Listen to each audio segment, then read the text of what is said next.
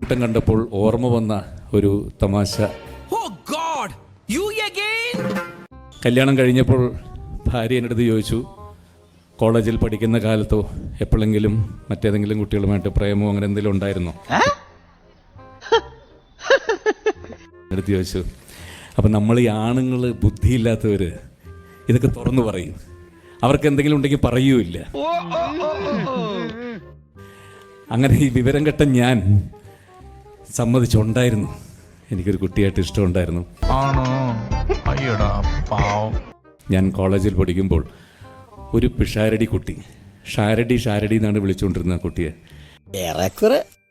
ഷാരടി കുട്ടിയുടെ അടുത്ത് എനിക്കിഷ്ടമായിരുന്നു, പക്ഷെ ഷാരടിക്ക് തിരിച്ച് എന്നോട് ഇഷ്ടമില്ലായിരുന്നു. സ്വാഭാവികം.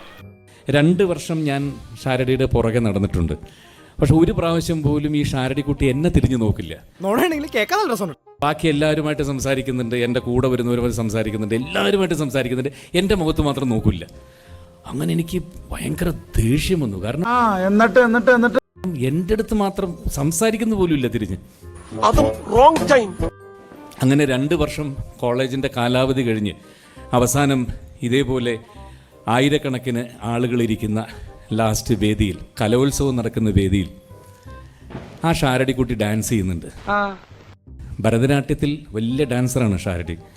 അപ്പോൾ ഞാൻ പെട്ടെന്ന് NCCയുടെ കുട്ടികളാണ് സാധാരണ കർട്ടൻ വലിക്കാനായിട്ട് ഇവിടെ ഇരിക്കാറ്. അപ്പോൾ അവരിൽ ഒരാളോട് ചോദിച്ചു, ഇന്ന് കർട്ടൻ ഞാൻ വലിച്ചോട്ടെ. കാരണം അവിടെയെങ്കിലും നേരിട്ടൊന്ന് ഷാരടിയായിട്ടൊരു കണക്ഷൻ എന്തെങ്കിലും കിട്ടുമോ എന്നുള്ളതായിരുന്നു എൻ്റെ ആഗ്രഹം.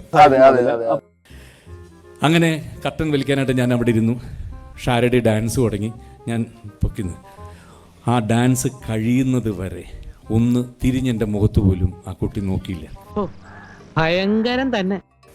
അതിലുള്ള ദേഷ്യവും സങ്കടവും സഹിക്കവയ്യാതെ ആ കർട്ടൻ ജീവിതകാലത്ത് ഒരു മനുഷ്യനെ കൊണ്ട് അഴിക്കാൻ വയ്യാത്ത രീതിയിൽ ഞാൻ അവിടെ ഇരുന്നൊരു കെട്ടിട്ടു. ഷാരടി ഡാൻസ് കഴിഞ്ഞു. അപ്പോൾ ഡാൻസ് കഴിഞ്ഞ് ഭരതനാട്യത്തിൻ്റെ ഇങ്ങനൊരു പോസിലാണ് ഷാരടി നിന്നത്, ഒറ്റക്കാലിൽ. കർട്ടനിടുന്ന ആൾക്കാർ പറഞ്ഞുകൊണ്ടിരിക്കുന്നുണ്ട്. കർട്ടനിടാൻ വേണ്ടി ഷാരടി ഇങ്ങനെ നിൽക്കുക. എവിടെ കർട്ടനിടാൻ? 15 മിനിറ്റ് കൂടെ, അരമണിക്കൂറാവും വിചാരിച്ചാൽ കർട്ടനിടാൻ പറ്റില്ല.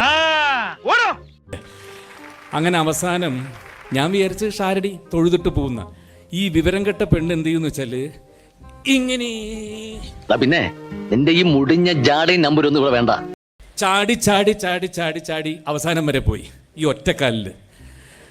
നമുക്ക് പോവാം. അങ്ങനെ കോളേജിൽ അടുത്ത ദിവസം ഈ കുട്ടിയെ വരുന്നവർ മുഴുവൻ ഒറ്റക്കാലിൽ ഇങ്ങനെ നിന്ന് കളിയാക്കി കൂവാൻ തുടങ്ങി. അങ്ങനെ കോളേജ് വിട്ട് പഠിത്തം പരീക്ഷയ്ക്ക് മുമ്പ് അവസാനിപ്പിച്ചവർ പോവുകയും ചെയ്തു. എന്തൊക്കെയാണ് ഈ കൊച്ചു കേരളത്തിൽ സംഭവിക്കുന്ന? പിന്നെ ഞാൻ ഷാരടി കുട്ടിയെ കണ്ടിട്ടില്ല. അങ്ങനെ സിനിമയിലെത്തിയ ശേഷം ബോംബെ ഷൺമുഖാനന്ദ ഓഡിറ്റോറിയത്തിൽ വെച്ച് 10,000-കണക്കിന് ജനങ്ങൾ കൂടുന്ന ഒരു വലിയ ചടങ്ങിലേക്ക്, ഓണാഘോഷ പരിപാടിക്ക് എന്നെ ക്ഷണിച്ചു വരുത്തി. മനസ്സിലാവുന്നുണ്ടാവല്ലോ. അവിടെ ചെന്നപ്പോൾ അതിൻ്റെ മുഖ്യ സംഘാടകരിൽ ഒരാൾ എന്നെ വളരെ ഇതായിട്ട് എല്ലാം കഴിഞ്ഞിട്ട് പറഞ്ഞു, ഭക്ഷണം വീട്ടിലാണ് അറേഞ്ച് ചെയ്തിരിക്കുന്നത്, കഴിച്ചിട്ടേ പോകാവൂ. ഞാൻ പറഞ്ഞു, പിന്നെന്താ ആവാലോ. ചെന്നപ്പോൾ ഭക്ഷണം വിളമ്പാനായിരിക്കുന്നു സാക്ഷാൽ ഷാരടി, ഇയാളുടെ ഭാര്യ. എൻ്റെ ദൈവമേ, ഞാൻ വിചാരിച്ചു ഇതിനകത്ത് ഇനി വിഷം കലക്കി തന്നെ എന്നെ കൊല്ലാൻ വേണ്ടിയിട്ട് കൊണ്ടുവന്നിരിക്കുന്നതാണ്. അങ്ങനെ അപ്പോൾ സംഘാടകൻ തന്നെ പറഞ്ഞു, എൻ്റെ അടുത്ത് എല്ലാം പറഞ്ഞിട്ടുണ്ട് പഴയ കഥകളൊക്കെ എന്ന് പറഞ്ഞ് ചിരിച്ച് അന്ന് ഒരുപാട് ചിരിക്കുകയുണ്ടായി. എൻ്റെ അബദ്ധത്തിന് ഈ കഥ ഞാൻ പറയുകയും ഈ 25 വർഷങ്ങളും എപ്പോഴെങ്കിലും എന്തെങ്കിലും ഒരു പ്രശ്നം ഉണ്ടാകുമ്പോൾ ആ ഷാരടിയുടെ പുറകെ നടന്നതല്ലേ എന്ന് പറഞ്ഞ് ഇപ്പോഴും എന്നെ കളിയാക്കാറുണ്ട്. ഈ ഷാരടിയുടെ കഥ ഞാൻ ആദ്യമായിട്ട് ഇപ്പൊ കേൾക്കുന്നത്. സത്യം പറഞ്ഞാൽ എനിക്കറിയില്ല. കണ്ണൻ എൻ്റെ അടുത്ത് ഇരുന്ന് ചോദിച്ചു, ഇത് സത്യമാണോ അമ്മന്ന്.